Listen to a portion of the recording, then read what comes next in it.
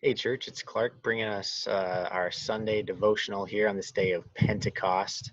Um, is celebrating here the end of Easter and Pentecost when the Holy Spirit comes. We're going to read that story from Acts chapter 2 today. But first, um, there is a pretty famous uh, writer, theologian guy named Karl Barth who said that all good pastors should preach with the Bible in one hand and a newspaper in the other. So I feel like I would be kind of not doing my job if I didn't address the terrible, disgusting, awful tragedy that happened with George Floyd this week and the protests that have been going on all week, and speak to that and what the church's response, our church's response is to that. And first of all, as a white Christian, I don't feel like I have much of a place to say much about it, other than maybe these two things, which is one, our God that we follow, Jesus Christ, God, Yahweh, the Father of Israel, is a God of the oppressed. And he is on the side of the oppressed, and he is always on the side of the poor and the oppressed. And so, as his church, that's the side we take as well. We are always on the side of the oppressed, hearing their voices and fighting for them. And then, secondly, Christ calls us to be peacemakers.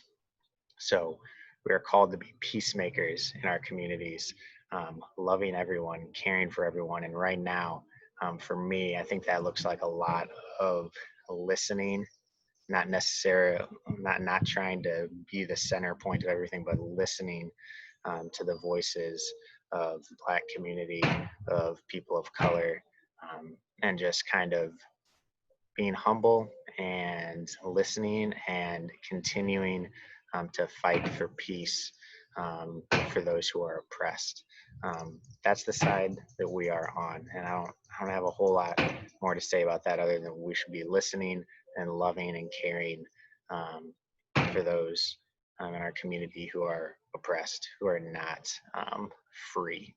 So, with that said, let's get into Acts chapter 2. We're going to read verses 1 through 21 today. So I'm going to give you a minute. Read Acts chapter 2, verses 1 through 21. Pause and read that.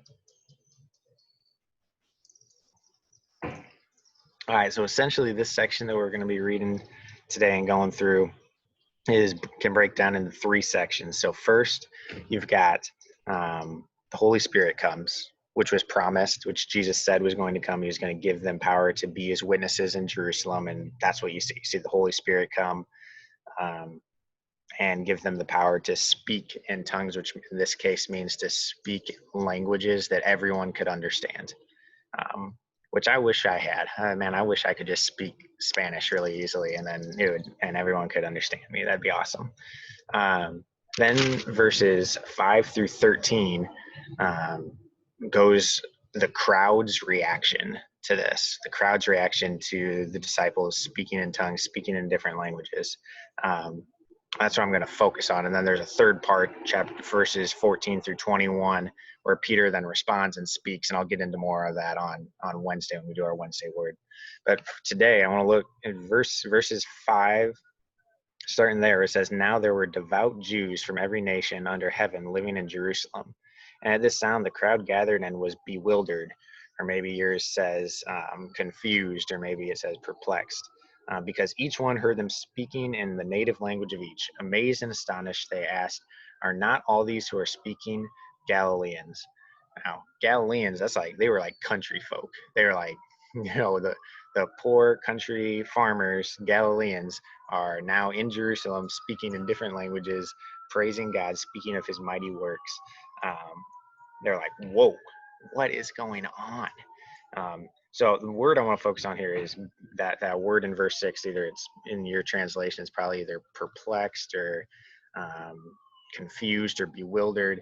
But I want us to think, okay, is the Holy Spirit working in our lives in a way that others look at how we're living and say, what the heck?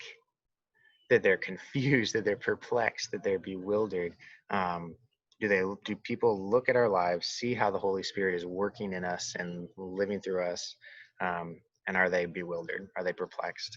Are they saying, wow, why do you live in that neighborhood? Why have you chosen to live there? Why have you decided to foster all those kids?